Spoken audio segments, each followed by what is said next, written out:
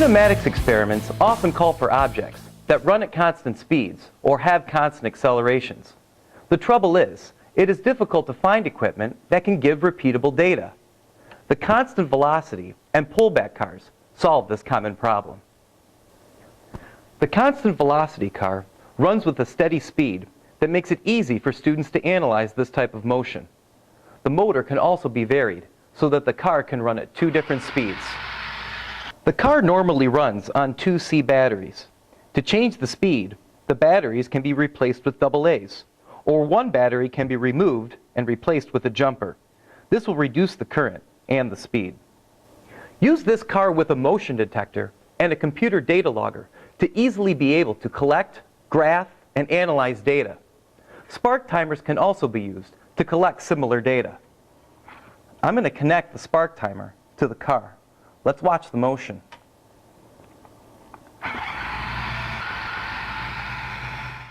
By using the spark timer, students will be able to observe the even pattern of dots that illustrate constant velocity. The car can also be made to turn in a circle so that students can analyze centripetal acceleration. Tie one end of a string to the windshield of the car and the other end to a stationary pole. Students can explore uniform circular motion. The pullback car runs on a spring that produces its constant acceleration. And this can be a difficult concept for students to understand. When they graph the motion of this car, they'll be able to see its velocity increases at a constant rate.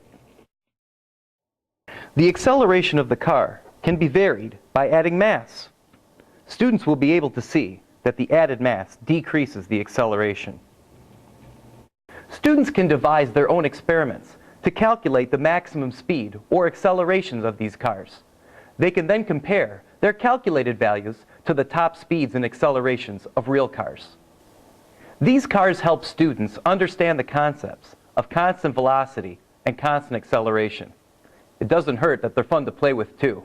They're the kind of thing that makes science fun.